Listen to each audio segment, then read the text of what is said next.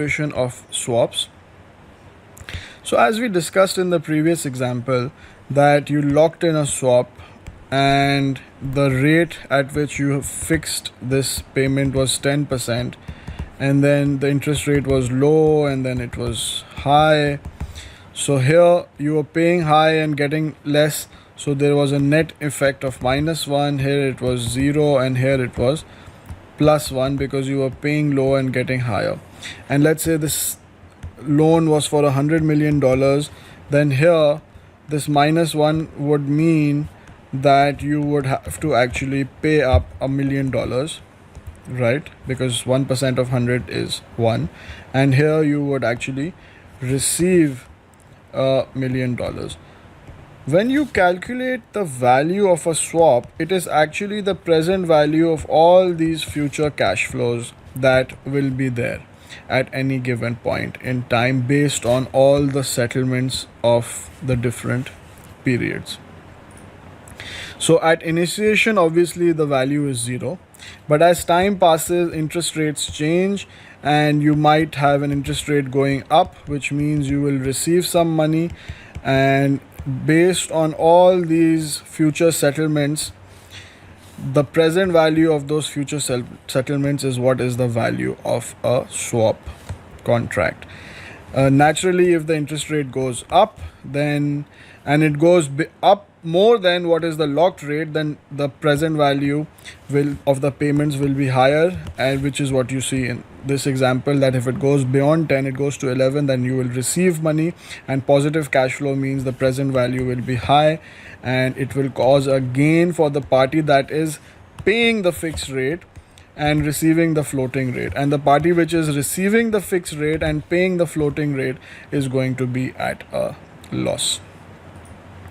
Now let's get into the summary for this learning module. First, let's talk about the similarities of FRAs and swap. Both of them allow you to lock in a rate for the future, and then the net settlement is there based on the difference between the locked rate and whatever is the market rate.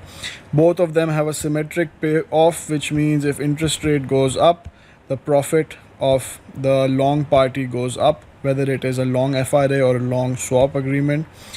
Right? No cash is exchanged upfront. Both of them have a value of 0 at initiation, and as interest rates change, then profit or loss could be there, and definitely the loss making party might consider running away.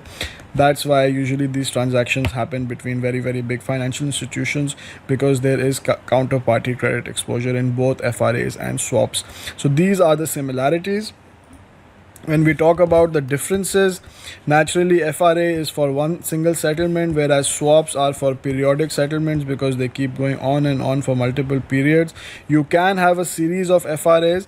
So a swap contract is like a series of FRA, but it is not exactly a series of FRA because each FRA will have a different rate, whereas a swap has a constant fixed rate. And we've talked about this before, that if you lock in different FRAs, let's say 4% for here and 5% for here and 6% for here, but then a swap will have a 4% average or a 4.5%, whatever.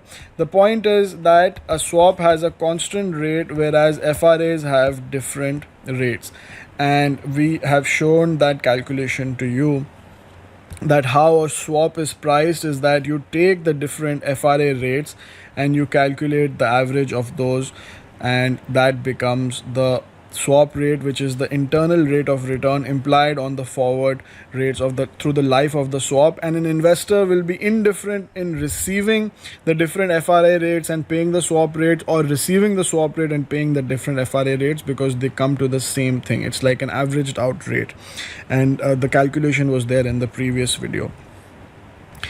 Value is at initiation is 0. As time passes, interest rates change, the value will change, and how much it will change will depend on the settlement amounts.